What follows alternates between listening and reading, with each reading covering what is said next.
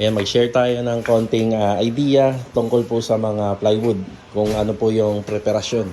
So tawagin natin to Class A, no kuya? Class A.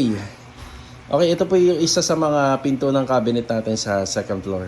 So ang unang ginawa rito kuya is lacquer primer surfacer muna.